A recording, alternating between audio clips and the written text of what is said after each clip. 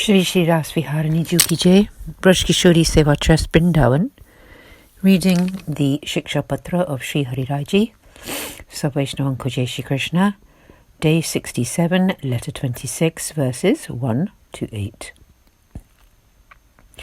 The 26th letter teaches us to strongly protect and conceal our loving sentiment for the Lord, and how His grace is the most essential element for our devotion. The 26th letter explains how, just as a mother avoids contact with bad spirits in order to protect her child, you should avoid bad association in order to protect your love for the Lord, and how, just as a woman keeps her relationship with her lover secret from all her relatives, you should keep your service to the Lord hidden from anyone in your close circle who might obstruct it. To a wanton woman, her lover's messengers' words and company are dear, and this same way a devotee's words and company increase your love for the Lord. A wanton woman's heart and mind are always detached from her home, housework and household duties, and this letter describes how your heart should also be detached from these worldly duties. In the previous letter we read how even though the path of grace may have been revealed, even so souls cannot gravitate towards it without the grace and blessings of the Lord Himself. The question arises, it seems Sri Krishna is just not showering His blessings. So what to do?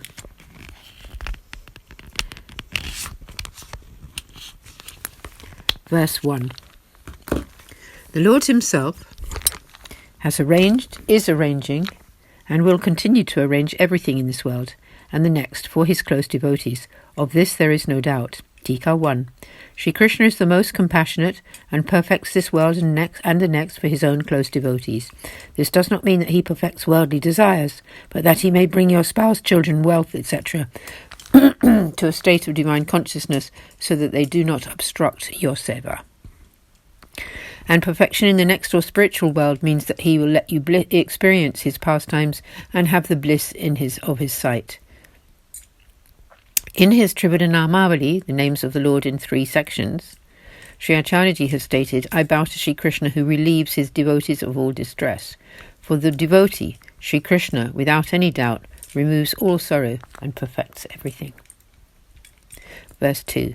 Still the embodied soul persists in its attempt due to its basic impure, ignorant nature. The Lord Himself, ocean of grace, that He is, forgives such souls.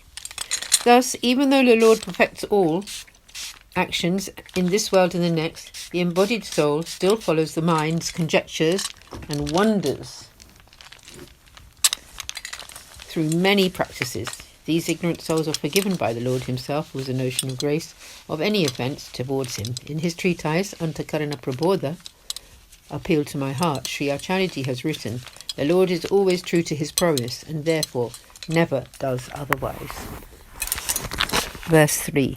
For His humble, blessed follower, Sri Krishna creates favourable circumstance and removes the unfavourable. He is to them as a father who always acts for the benefit of his child. Tika 3. In this path of grace, the Lord creates favourable circumstance by the establishment of His service and repels the unfavourable, which may lie in the very varied other types of practices and efforts. He protects His devotees through the recommendation of Sri Vallabhacharyaji. This is done in the mode of a father who always considers what would be most beneficial for his child, and when that child makes mistakes, the father does not stress those faults, but rather instructs the ignorant child. In his treatise Sannyasa Nirane, Conclusions on Renunciation, Sri Acharyaji has written, to those within this path of devotion, Sri Krishna cannot allow obstructions, and they cannot arise from elsewhere. If he did, it would be like a mother refusing to feed her own child. A mother continually nourishes her child with her own milk. In this way, Sri Krishna allows no impediments to those who have taken shelter in Him under the auspices of Sri Mahaprabhuji, for He is most compassionate and only does whatever brings happiness to His devoted follower, making sure that their devotion increases. Verse 4. The embodied soul is ungrateful due to its ignorance and does not recognize the Lord's actions. The embodied soul is an ocean of impurities, and the Lord is an ocean of qualities. Where is the comparison? Tika 4. The embodied soul, due to ignorance, does not recognize the Lord's benevolence in his actions, for those souls are full of faults and the Lord is totally perfect. So the Lord is an ocean of virtues and the embodied soul is an ocean of impurities. One is darkness, the other is brightness. This is verse 5 and 6. I'm going to repeat Tika 4. The embodied soul, due to ignorance, does not recognize the Lord's benevolence in his actions, for those souls are full of faults and the Lord is totally perfect. Verses 5 and 6. So the Lord is an ocean of virtues, and the embodied soul is an ocean of impurities. One is darkness, the other is brightness, so how can the two relate? When supplication is made through the agency of Sri Acharyaji, then the impurities are burnt out, and worthiness of that relationship arises. Therefore, establish Sri Acharyaji's 2 lotus feet in your heart. Tika 5 and 6. So how can the embodied soul form a relationship with the Lord Shri Krishna? For the soul is like the darkness and the Lord is bright like the sun. How can darkness exist where the sun is? Here it will be explained how that soul can meet Shri Krishna. The only way is for the soul to surrender everything to the Lord, for this will remove all impurity. The soul is well known. This story is known. The story is well known in the collection of the life stories of Chaurasi Vaishnava, the 84 Vaishnavas, that when Sri Acharyaji became overwhelmed with the desire to know how to bring about this reuniting of the embodied soul,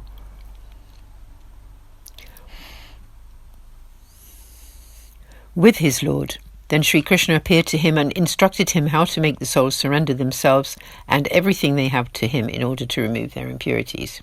In this way, when the embodied soul, full of fault, offers themselves to Sri Krishna through the agency of Sri Acharyaji, then only do they become worthy of serving him.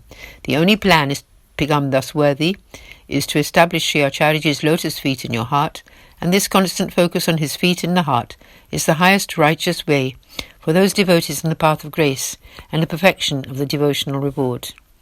Verse 7. A mother who is responsible for the safety of her child takes care to protect it from evil spirits.